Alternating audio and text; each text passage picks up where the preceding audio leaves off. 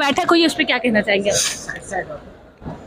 ये बैठक बहुत ही महत्वपूर्ण है जी। और चुनाव के ठीक पहले जो एक सबसे बड़ी बात मोदी जी की तरफ से आई कि हमें देश की जनता की सेवा के लिए हम आपसे जनादेश मांग रहे हैं।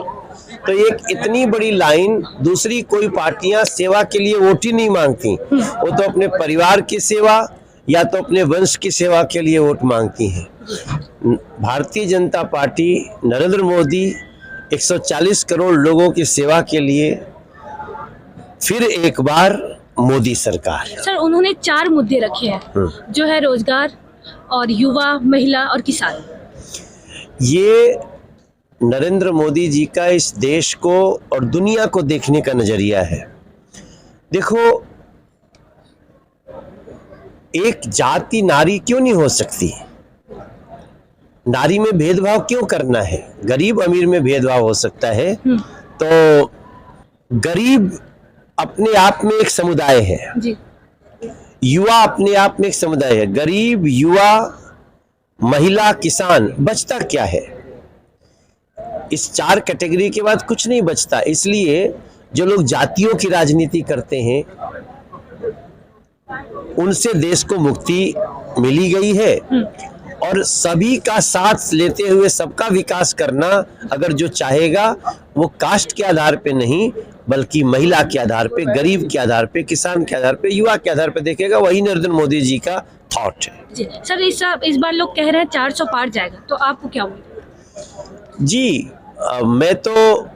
मुझे लगता है इस बार बीजेपी 370 का आंकड़ा पार करके जी 370 हटा है उसके लिए प्रधानमंत्री जी को पुरस्कार देगी। असंभव सा कार्य था ना, कौन सोच सकता था?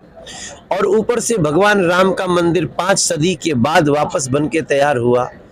तो हमको तो ऐसा लग रहा है कि 400 पार होगा ही, लेकिन ऑल टाइम जो रिकॉर्ड है वो भी टूट जाएगा इस बार, तो भी किसी को आश्चर्य ना। अच्छा सर, लगातार जो विपक्षी पार्टी बोली हमारी न्याय यात्रा चल रही है और हमारे कार्य चल रहे हैं, उसमें बीजेपी सिमट जाएगी 200 में। भाई, वो तो पहले हमको 2 ही में सिमटा देते थे जी।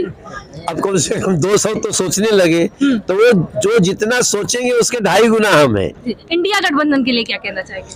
वो देखिए, वो इंडिया को कमजोर करने वाला गठबंधन है जी।